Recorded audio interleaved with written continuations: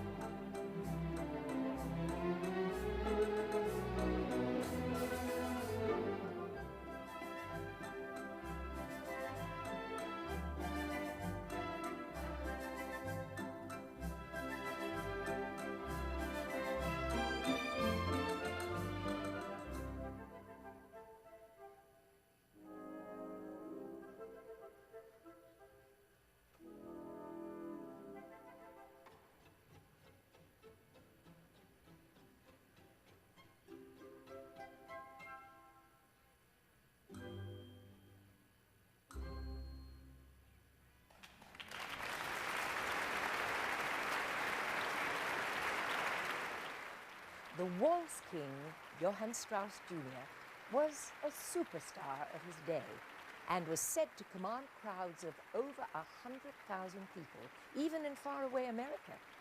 He was also a ladies' man, but he remained single until the age of 38. For 12 summers, beginning when he was 30, he gave scores of sold-out concerts in a park just outside St. Petersburg, Russia. There he was also besieged by women, and many a jealous spouse made threats, and one aristocratic Russian officer challenged Strauss to a duel because he thought the composer had accepted flowers from his wife. Strauss begged the officer to come up to his suite. When he arrived, Strauss's room was filled with bouquets from admiring ladies, and Johann wryly asked the Russian to point out which one had come from his wife.